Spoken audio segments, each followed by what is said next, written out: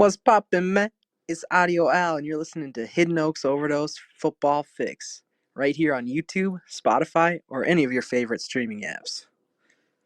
Thank you, Championship Al. It is Tuesday, January 3rd, 2023, huh? Welcome to the new year, everybody. And hello, everybody, and welcome to Hidden Oaks Overdose Football Fix podcast. I am one of the hosts, the Garlic Johnson. We are joined, as always, by our other lovely hostess, the Joshua Mitchell. Josh, say hi to the folks out there. Hi, folks. Beautiful. We appreciate everyone who interacts in the Discord. Obviously, there's plenty of chat last night. We'll get into that in just a second, but we always appreciate kind of being the destination for people to be able to chat about football. So, again, a nice little community we're creating here. Segment start time is down in the description below per usual, and thank you at Levi Oki Illustration on Instagram for all the beautiful art you can see. If you want to check out his art or get in contact with him, maybe do a little business, at Levi Oki Illustration on Instagram is where you will find him, and he only hits bangers. He's never made a bad piece of art in his entire life, I think. So, Josh, how we doing today, pal? Oh, I'm doing, Gar. How are you? Oh, nice somber tone, huh? I'm doing all right. New Year's Eve was fun. It was nice seeing you.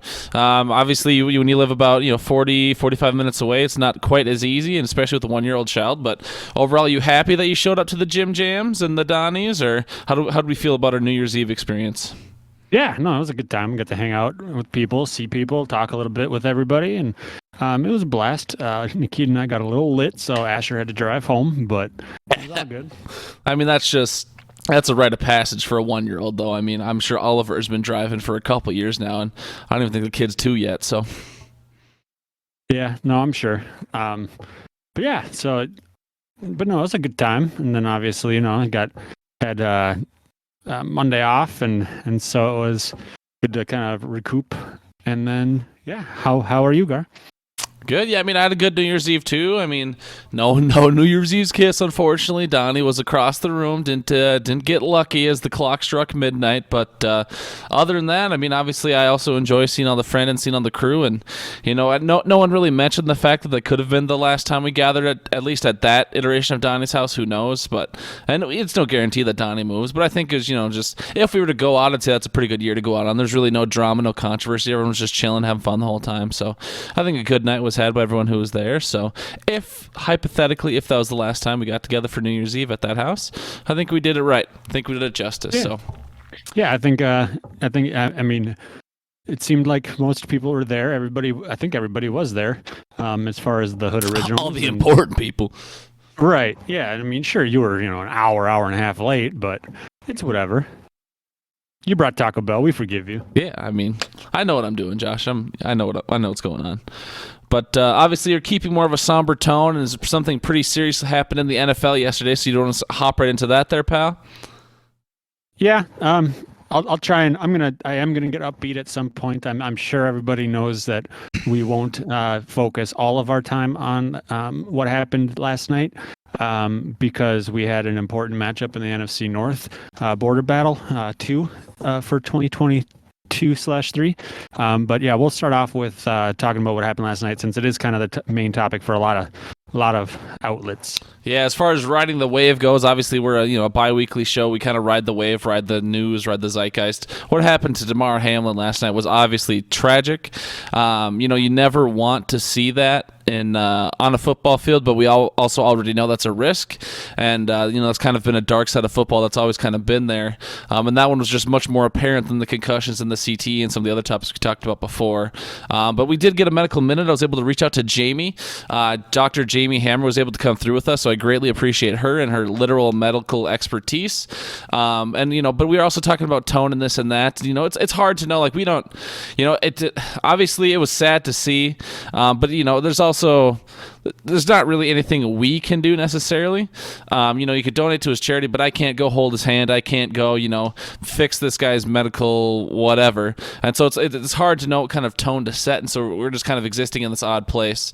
Both Josh and I. And then also I want to speak to, I don't think anyone in our in our community of like fucking 10 people that listen. I don't think anyone's going to be tone policing, but certainly Jamie is a lot closer to this life and death type stuff than any of us will ever be. Maybe T a bit similarly as a cop, but I mean, just know that Jamie deals with life and death situations probably every day she's at work. So if you don't feel like Jamie coming up here has the right tone, fuck off, because she's a doctor and she was nice enough to do this for us, and she has a much bit different perspective than most of us who are just sitting on the couch stuffing our faces with fried bullshit. So I don't think anyone's gonna tone police us, but I also want to preempt, Jamie was nice enough to do this for us. Josh and I know her very well. She's always been a very optimistic, upbeat person, so don't sit I definitely don't want to see any hate going Jamie's way for maybe not setting the right tone as she's talking about how this could be an interesting medical phenomenon and this or that. Fuck off. So without further ado, we'll just go ahead and we'll get into it. We'll play Jamie's Medical Minute. Hello, everyone. This is Dr. Jamie Hammer coming in to talk about the Damar Hamlin situation, which I'm sure everybody has had the opportunity to learn about in the last couple of hours. Damar Hamlin is a safety for the Bills, and during the Bengals versus the Bills game, he was tackled on the field, and pretty quickly afterwards, he stumbled around and then fell right over, and it was thought that he had cardiac arrest. When he was examined, he was found not to have a heartbeat, and CPR was started on the field. It was a pretty dramatic and really scary situation. You could see the look of fear in all the other players' faces, and so I thought it would be important to cover today. I'm not sure exactly what's going on at this point. All we know is that Damar Hamlin is in critical condition in the ICU still. But my best guess as to what happened was a condition called commotio cordis. This is different than the sudden cardiac death that you see when like a high school athlete is playing basketball and is really breathing hard and then all of a sudden passes out. The reason this is different, this commotio cordis, is because it usually involves a pretty significant impact to the chest. The most common sport that you see this in is baseball, because the baseball hits the part of the heart that would cause the next contraction and impairs it from being able to beat again. I've heard this been described by cardiologists as the most perfect unlucky situation, in that it has to be the perfect shape object hitting the exact right spot on the chest at the exact time in the cardiac cycle to make the heart not be able to beat properly. Specifically, the timing of the cycle is right after the heart has beat and the electrical activity is getting ready to stimulate another heartbeat. If it were a millisecond before or a millisecond after, it would not cause this conduction issue. So you're hearing me say that this is an electrical issue. So unfortunately, when this happens, the heart is no longer able to beat. The patient quite often has a cardiac condition called ventricular fibrillation, where the heart is just fluttering and not able to stimulate any actual blood flow. So the responders on the field did the exact right thing, examining the patient and starting cardiac compressions and CPR. Unfortunately, there's a very low survival rate of this. Only about 58% of people survive.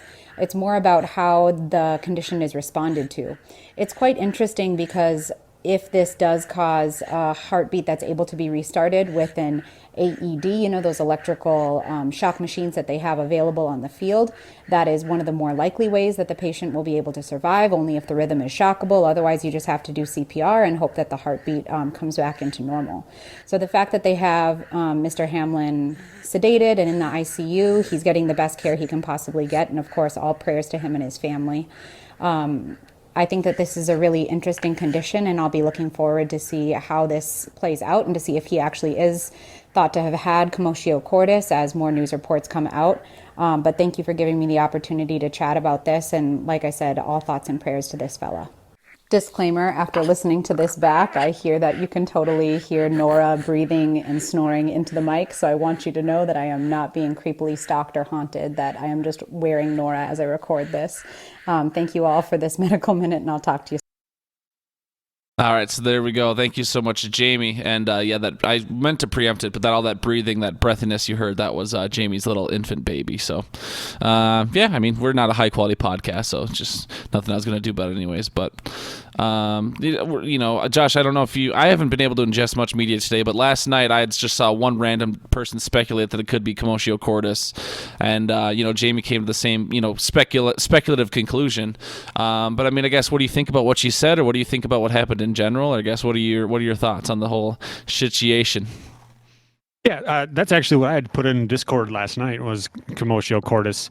And I think, I'd seen it on Reddit as somebody posted, and obviously, you're on Reddit and it's the internet, so you got to take everything with a grain of salt, as we tend to do, or we try to do. But there are actually a lot of people on there that have, medical backgrounds and histories of things. So when you see somebody comment on that, and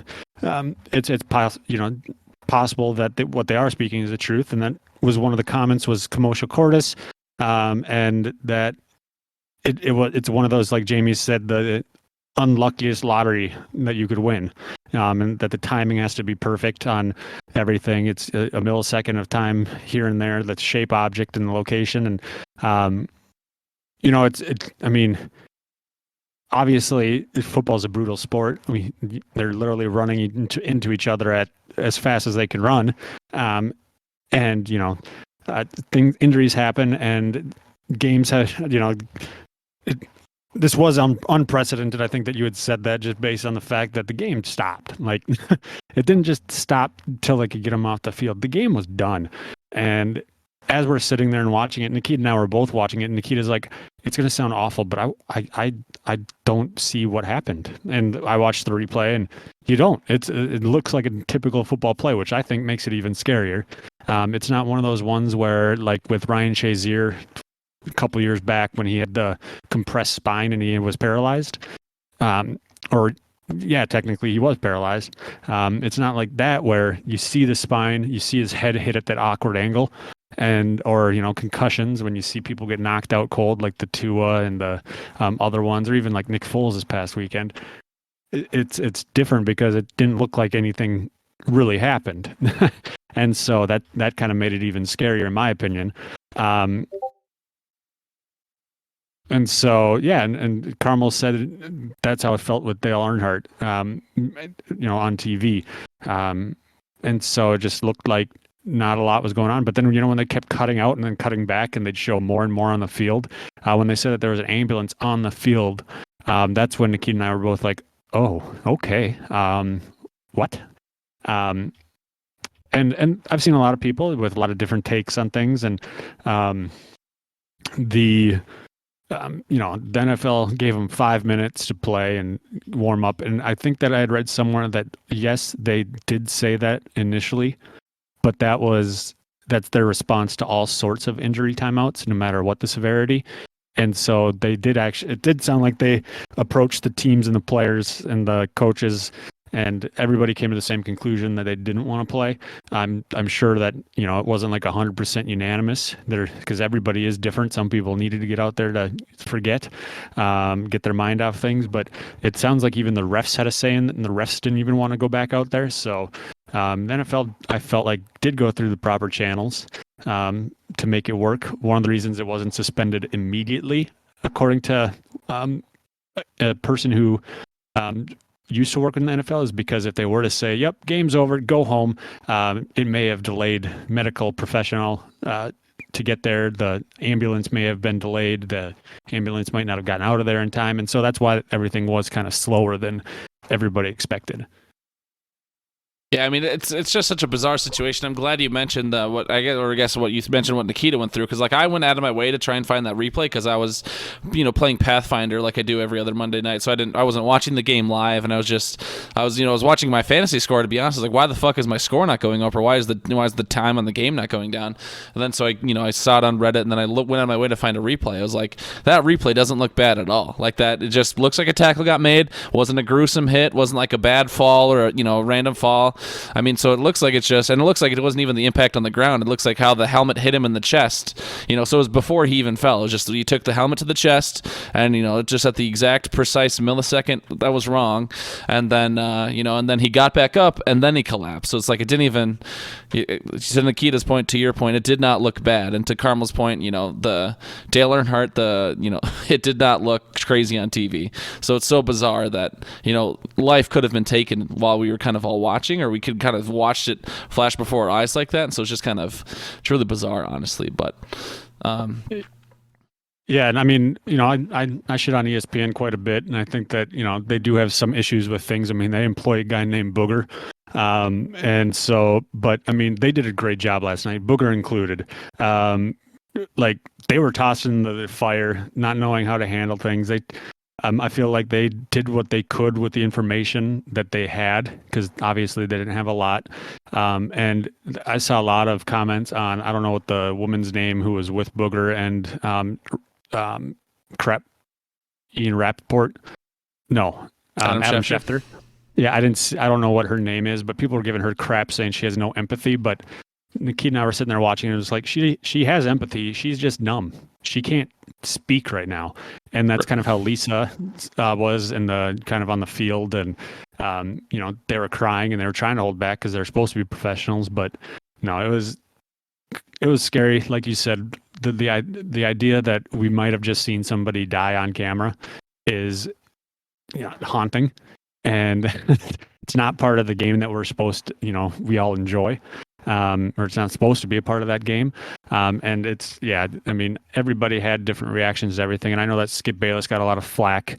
And my opinions on him, and I did have to reread them multiple times to understand that what he was saying was that they have to suspend this game, but his phrasing was piss poor. But yeah, I don't know. I could talk about it quite a bit because it is so unique of a situation. And so I'll let you get some thoughts in. No, I mean, and I think it'll probably we're kind of transitioning to our other part here. But the other thing I was going to say is just that it's so bizarre, and something like this hasn't really happened since like Corey. I mean, Minnesota fans would be uniquely familiar. Corey Stringer, Vikings offensive lineman, he died from heat stroke at training camp. And so like that, wasn't during a game, wasn't an actually televised game that everyone's watching. So it's not, didn't make the rounds as big as something like this where the whole world's watching or the whole nation's watching. But but that to the point that was like what 20 years ago or something like that. So it's a unique situation. It doesn't happen very often. And the closest thing I can think of would have been Teddy Bridgewater almost losing his leg, and that was a non-contact injury. Just as far as like local examples. So it's just it's bizarre and it's rare, and the other thing I was going to say before we kind of move on here to the next piece is that you don't get to, for people who are sitting there again trying to, and none of our friends did this, but there's people on the internet trying to tone police. This person doesn't have empathy, or why is this person crying, or why is that not person crying? You don't get to sit here and police how people cope. Plenty of people cope in a bunch of different ways. Some people cry, some people go numb, like Josh said. They just become completely apathetic. They don't process it until later. Some people will get through it with humor, and Josh and I are probably people who are very guilty of coping through humor versus just sitting on our emotions or sitting in the whatever. So no one here did this. We're not yelling at anyone, but it's just that shit annoys me. It's like you don't get to tell other people how to process something traumatic. So it's just ridiculous. But moving on, not necessarily moving on, but moving into just a different piece of this topic. This is going to be a longer podcast for anyone who's listening. I mean, don't really, this is a very, like Josh said, unprecedented situation to address. And I'm not going to soapbox for too long. I know I have a bunch of bullet points here. Josh can see the note sheet. But I just want to highlight that this is kind of the dark side of football. And like if it made you sick to your stomach, if this isn't something you really think about a lot, I just want to take a moment to reemphasize like when we support football, like we know this is part of it. There are young men literally putting their lives on the line. And luckily enough, we don't see situations like this that are this tragic. And most of the tragic things that seem to come about football is more like CTE, which is, much more of a silent killer. A bunch of concussions add up over time, and then it ruins someone's life, 20 years from now, 30 years from now, versus on the field like that. But I know definitely I know it was dramatized. So I think that the movie was made on fact, Dr. Will Smith, but the concussion movie really had to make me sit and think, do I want to sit here and support the game of football knowing that it's sitting here endangering young men's life game in and game out? And so like if you sat there and you felt sick to your stomach and you were really mortified by what you saw on Monday night, just know that this is the part of football. And so I think I said when we talked about CTE a long time ago, like if I had kids, I don't know that I'd let them play football, just because there is such a dark side to the game that doesn't really get covered as much, whether it's this tragic what is it, commotio cordis or whatever, or it's CTE or it's whatever. Football is a very dangerous game, maybe the most dangerous game. Hockey is pretty dangerous too, but football is a dangerous game, and they're only getting bigger and faster and stronger, and it's insane. And so I'm more of the belief that the NFL wanted the game to continue. And so I just want to say that, maybe next time there's a millionaires versus billionaires fight and you're like, why should anyone care about this fight? The players are the ones putting themselves on the line. The billionaires are really only risking financial assets. So next time you see like a conflict between the NFL and the NFLPA, next time you see a conflict between the owners and the players, that's why it's things like this where no matter what, I'm pretty much always backing the players because they are the ones that are putting their lives on the line, their health, their well-being. They're the ones who are on the field putting it on the line for our entertainment. And sometimes it can really bring us together, like after 9/11 and after some of these other, like after Katrina, sometimes football can really bring us together and the show must go on, and it's an entertainment rallying thing.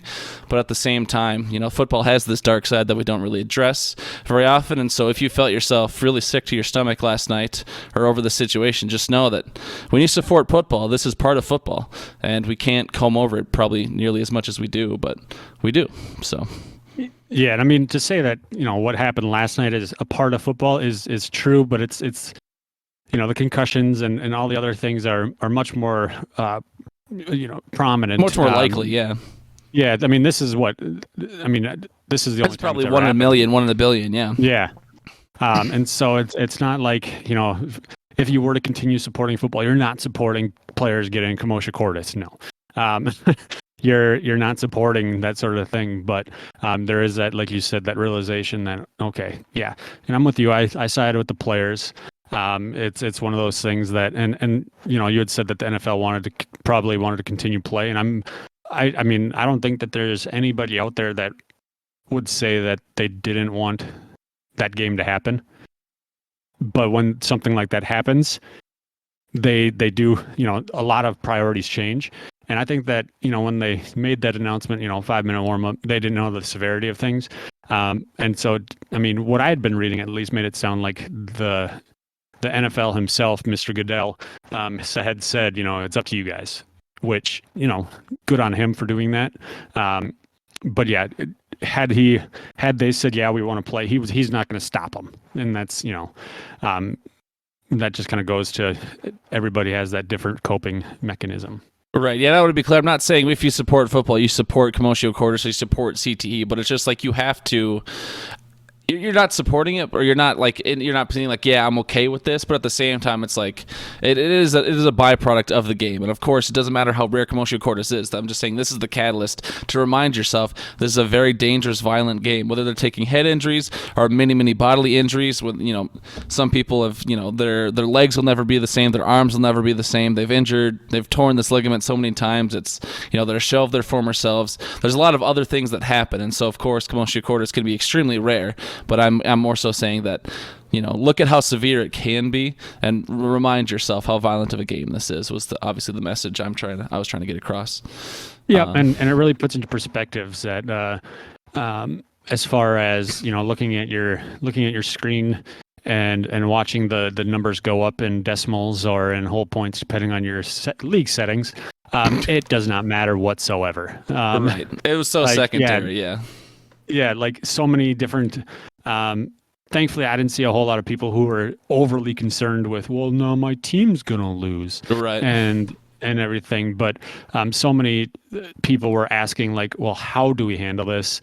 And they're like, obviously, we want to wait and see because that's the priority. And it sounds like the platforms even did that sort of thing where they were waiting and seeing until the NFL came out with a statement. And it sounds like most platforms are just saying done, and just you're done with it. So, which good on them. I would say that that's kind of the right call, but I understand arguments on that as well. Figured I'd get that in there since we are a fantasy podcast. Yeah, and I ended up having to split a pot with a guy because it looked like I was going to win. Like I had both T. Higgins and Joe Mixon going, and I was only 6 points down, and they had no one else left. So I feel pretty confident I would have won that game, but I was just like, you know what? Even though I was technically down, at the time the game stopped, let's just split the pot. And he was like, yeah, I'm cool with splitting it. And so yeah, I think it did put it into perspective for a lot of people. I don't think too many people are drawing the line in the sand over hundreds of dollars or even, not even that much, dozens of dollars. I don't think, I think people are It is a good perspective bringer. But I think we've talked about that enough. I think we addressed it well enough. We've been talking about it for about 20 minutes now. And not to say we won't mention it again. Of course, we'll bring it up. We'll probably talk about it again in our next show on Saturday or whenever the hell our next show is. But I mean, I think it's also okay to recognize that, there's nothing we can do about it. We've addressed it ad nauseum. Josh and I have gotten off our chest what we want to get off our chest. This is our show. We get to say what we want. We want to address it. And so I think we've done that. And I think we're totally fine going into talking about the Vikings being absolute garbage at this point, and then talking about our fantasy performances. So, I guess I'm just saying this out loud for mainly me and Josh. Like, I'm not afraid to go back into my, more so, goofy exemplified character of how the fuck did the Vikings lose that bad. But of course, we wanted to address the serious situation. And I think now we're good enough to go back into the quote unquote the regular show, if you will. Yeah. No, I'm completely fine with it. Like I said, I want to try and change my tone as well, because there's all of our fan out there probably comes to listen not to us talk about serious things, but instead to make fools of ourselves. And so you had mentioned that what happened was and all of the injuries and all those things that do happen, physical and walking and ligaments and all that stuff. Those are huge injuries. But I think that we need to talk about another one, kind of a silent injury that occurs from time to time in the NFL. Scoliosis? No, that's feelings. And I think that JJ this past weekend had all of his feelings hurt. He did appear to be rattled. He did not enjoy what was happening with him and Jair Alexander. That was a little bit tough. Of course, only having one catch for 15 yards, that's tough. Because that's always the double-edged sword, because I'm a big shit talker, right? And so I know what shit talking does is it shit talking in general, what I love about it is it elevates the game. Because either I'm going to shit talk a bunch and then win, and then I feel like a fucking champion, or I shit talk a bunch, and then either the other person hits me back with it, or they just feel so much prouder and so much elevated that they were able to beat the shit talker. So that, it's the double-edged sword of if Jair Alexander talked all that shit during the week and then got absolutely toasted by JJ would have felt by like $1 million. Vikings fans would have been like, yeah, absolutely, fuck you. Whereas in this scenario, he's talking a bunch of shit and then backed it up, and so now Josh is on his high horse. What is JJ going to get Jair for fucking Father's Day? Which, ridiculous take. I don't think GR is that good, but yeah, that was not a good look for JJ. He was frustrated. I'm surprised he didn't get ejected after he pelted that referee with his helmet. That was rough. Yeah, did you hear what he said about the ref's family? No, I did not. No, I'm just kidding. No, obviously, Jair he's a top 10 corner in the league easily. That shouldn't be up for debate. I don't care who you say. He's had a down year this year, but it's Joe Barry's defense. Everyone's got a down year this year. But yeah, he talked the talk and he backed it up. When he hit the gritty in the first quarter, I just about turned the TV off, even though I was at Ben's house and left, because I was like, yep, this is going to come back to bite us. But it turns out the gritty is not as monumental as the belt. And so it was, you could just see as the game went on, his frustration growing. And I know that he went from kind of the darling of the subreddit or the NFL subreddit to kind of the heel overnight, it seemed, because of his post-game press conference where he asked for a taunting penalty, or he said that it should have been a taunting. Yeah. And yeah, that is definitely a diaper filled doo doo softness right there. But at the same time, just the emotions, because I'm sure that interview happened right after the game. So oh, absolutely. He's sitting in his locker, might not have even showered yet. And the kid, let's keep in mind, this guy's 22 years old, 23 years old. This is basically still a kid, right? Yeah. No, so he's nobody's going to sit here and argue that he's a bad wide receiver. He's solid. He's had a couple bad games, and there's people showed how to beat JJ. He's trash, and it's like, well, Darius Slay is a top corner. He held him down. Jair's a top corner. He held him down. Who is the other? Okuda for Detroit held him down. So it's like, maybe it's just a good player guarding a good player, and they get the best of him this time. And so, Okuda from Detroit held him down. He had 11 catches for 223 yards. Okuda was out that week. I'm talking about like week 3 or whatever, when you only had 3 catches. All right, that's different. Yeah, like I said, it goes, just goes back. And how do you know that Akuda was guarding him that time? Maybe it was like week 1 where Jared only got to guard him 3 times or whatever it was, 5. Yeah, when you had 9 catches for 184 yards and 2 touchdowns.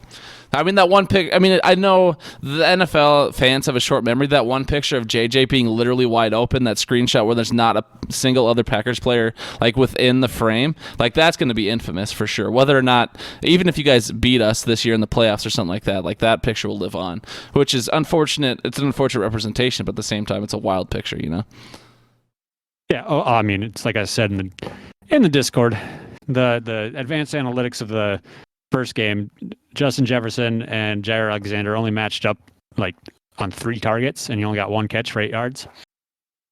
I mean, yeah, you can sit here and be a homer all day long, Josh. Doesn't matter. It doesn't change the facts, okay? But that is the facts. Facts don't care about your feelings. Okay. But yeah, so just, pointing it out, Green Bay's got a positive point differential. Minnesota doesn't. Minnesota stinks. Paul Allen probably cried for 6 days. There we go. That's what you're looking for. But that's enough rant and rave, Josh. We too got to get out here as somewhat of a recent. No, I'm still on. I'm only on page 1 of 9. Oh Jesus!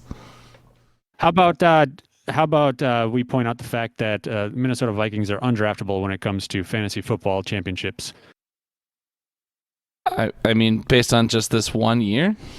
No, I don't know. I read somewhere that the past 2 seasons, not Delvin, Justin Jefferson's only scored less than 10 points in PPR leagues for the championship week, and so somebody was trying to make a point and never draft him, obviously as a joke. I mean that maybe in half-point PPR, because last year he had 6 catches for 58 yards, which not a very impressive stat line, but still, it's 11.5 points, 11.8 points.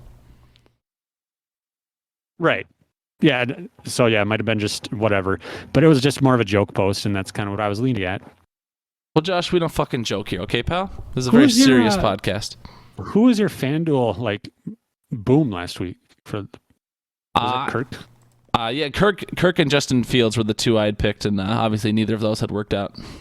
Don't worry, mine didn't either. Kirk put up a solid 5.9. Okay, let's show a little respect for the guy. Hey, that's top 2 tight end right there.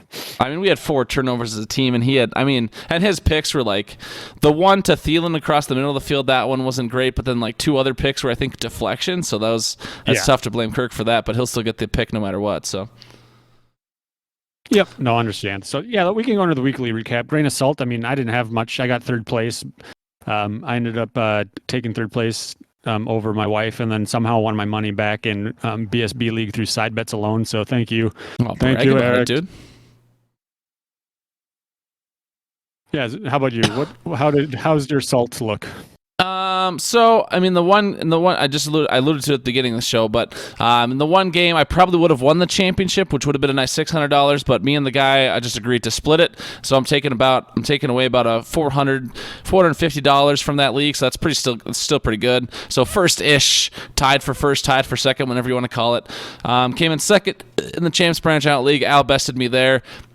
Came in 3rd in Brad's Guillotine League. I was not going to pass Jesse or Al at that point. And then finished 4th, and the BSB got absolutely creamed because I had 3 Vikings players in my starting lineup, and they did not do very good. So, those are all the teams I had left in the playoffs. So a first-ish, a second, a third, a fourth. Not terrible finish. Money positive. That's all you really care about at the end of the day, right? We're here to have fun, and then if you win money, that's good too. So we had plenty of fun all year, and then we came out cash flow positive. So I think that's a win all the way around, pal. Yeah. You want to go through the? I did win in 4 out of my 5 daily drafts on Sleeper. Ooh! And I had a chance of winning in another one, but I had 3 guys playing in the Monday night game, so obviously that doesn't matter to me. But the other ones I did get first in. I got 2 firsts and 2 seconds, so I'll take that. But yeah, going into the FanDuel top 3, do you want me to read through these? Because I got a really good speed going right now. Should go for it. So the top 3 fantasy points, we had Mike Evans, 43.7 points. Hot dog. Tim Brody, his quarterback, 37.68. And then Daniel Dimes Dashers Jones, 36.18. Top 3 values, the Packers defense, as everyone predicted, with 6.4 times their value. Mike Evans with a 5.8 times his value. And then the Saints defense with 5.6 times their value. Top 3 weekly totals, Vikes number man, 133.1. Nikita Mitchell, 21, 114.7, and then Daryl Shipman, 1999, 109.5. The top 3 leaderboards is as follows. Nikita Mitchell with 1311.48. She separated from the pack by another 10.28 points this week, whereas Meoff stayed at 1295.48, and Garbanzo's beanies are stuck pat at 1287.18. Reminder that Tilo, or Lolo, is week 1 on a different account, is currently sitting at 1283.62. Nip it at your heel, Garbanzo's beans. All right, so that could be. I mean, it looks like they're only going to fight for third at this point. I mean, they only put up like 70 points this last week. Now, there's only 1 week left, but it's worth people knowing. How confident does Nikita feel going into the last week here? Not at all. We talked a little bit about it, and she's like, "Oh no." I was like, "Don't, just keep doing your thing. Waiting till 11:50." Right, 11. Maybe go 11:55 on Sunday, just to be sure you're really not thinking about it. Yeah. Yeah. No, I. So, like I had said earlier in our rant and rave about me thinking that the gritty done early and all the crap that Jair was talking to Justin Jefferson just meant he was going to go off. So when I spent my big money on Justin Jefferson, and I'm sitting there and I'm in first going into the afternoon games, I'm like, oh, my 160s. Bring it on, nerds. Yeah, my 160s are coming true today, folks. 2 points. Yeah, it's tough out there. And I mean, to be fair, I had Justin Fields in my lineup, and he looks great for the first quarter and a half. I was like, this guy's going to put up 40 on Detroit again. Ends up with 16 or whatever. I was like, come on, dude. Yeah, we stink. Yeah. All right, Josh, who brings us our next segment, and how beautiful are they? The former Hidden Oaks champion. Former? He's quite handsome. He busts guys, and he busts guys. Skybusters. Woo! Yeah, I don't have any fancy hoodlines other than Eric Semensky, the beautiful running up that hill, is your 2022 Hidden Oaks Mega Bowl champion, and it wasn't even close. Eric creamed Bradley 153 point something to Bradley's 110.6. Bradley really didn't stand a chance. His Chiefs were fine. It was the rest of his team that was just not up to snuff. Alvin Kamara couldn't hang. Jalen Waddle could not hang. Tyler Higbee could not hang. And so while the Chiefs did fine, the rest of this team did not come up to snuff. And obviously Eric being carried by Tom Brady and then Chris Godwin was pretty significant as well. So he even had Jamar Chase in his lineup. So, anything could have happened. Yeah. How do we feel about? We knew there was going to be a brand new champion. How do we feel about an Eric championship over a Bradley championship? How does it make you feel, Josh? I'm fine with it. I mean, it's good on him. I will say, Brad, don't hang your head, because you should only hang your head about the Dynasty League where you started DeAndre Hopkins. Yeah, it's tough. But I mean, last 2 seasons you finished top 3, so congrats. You're making a run for best fantasy player of all time.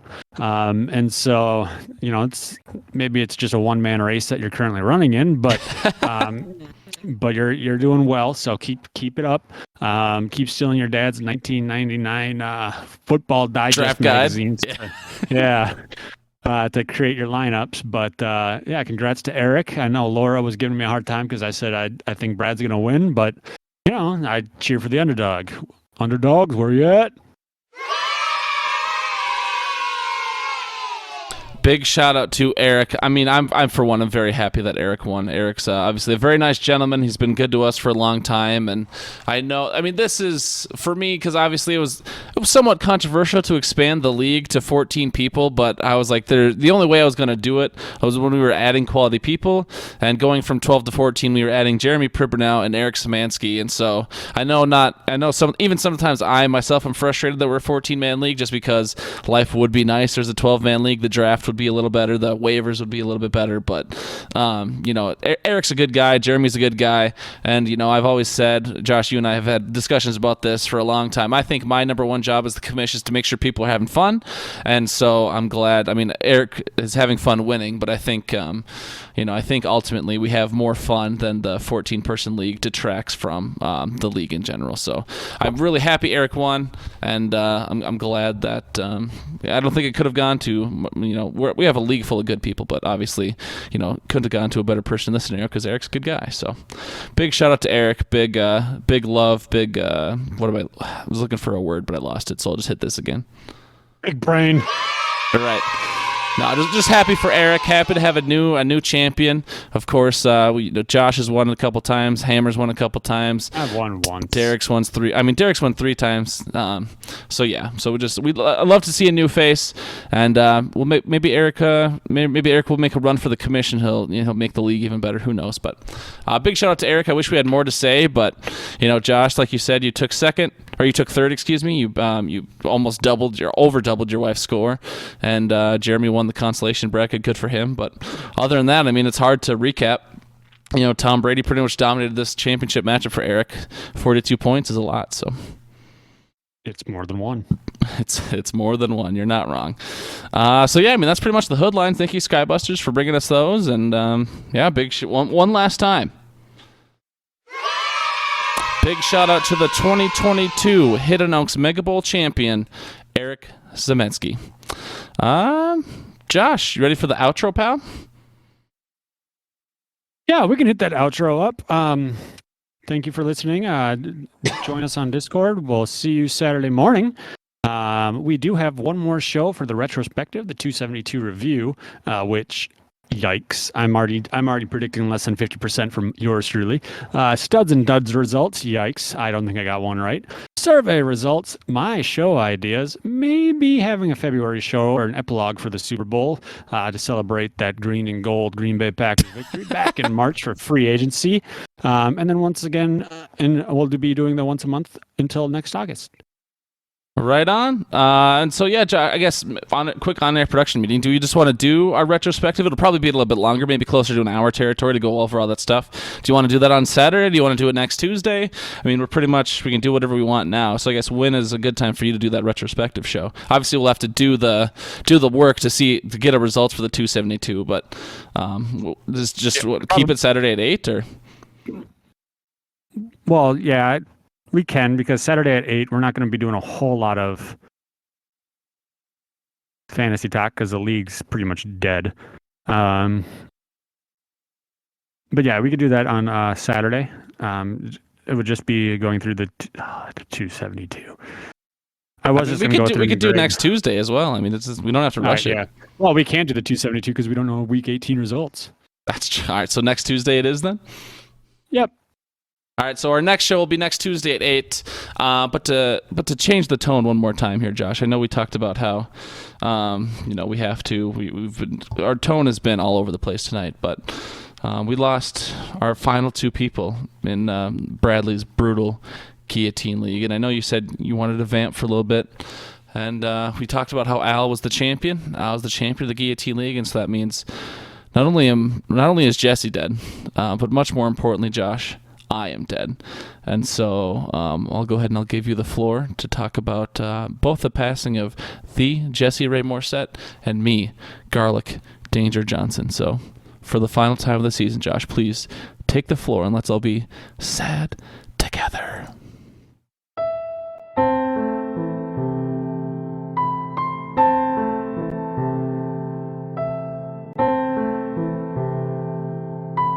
R.I.P. in peace, Garlic Danger Johnson, Jesse Ray Morissette.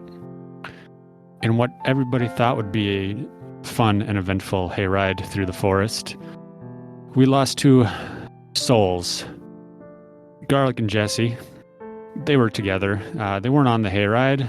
The hayride wasn't even in the state, but they were still enjoying the thought of going on one. They were arguing. Their arguments turned violent. Something about a slippery banana peel and a green shell, followed by a blue shell and a red shell, and a bunch of blabbering idiots sitting around a TV playing Mario Kart. They didn't know what they were doing, and before they knew it, they'd both realized they forgot to set their lineups. And I don't know where I'm going with this because I didn't write an obituary, but I'm just going to talk because the music is sad. But we'll just get back to where Garlic and Jesse are dead. And the world may or may not be a better place for it. But it's not. We miss you. R.I.P. in peace. You guys stink!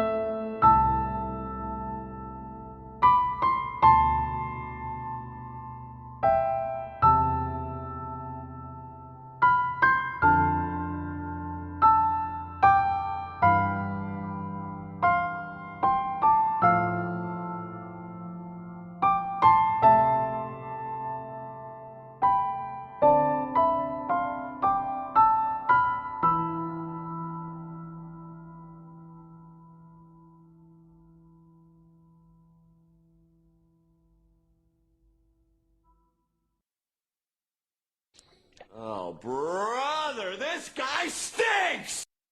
All right, Josh, it is that time, though. I'm going to need you to go ahead and say a bunch of words so I can make sure you're at the proper volume.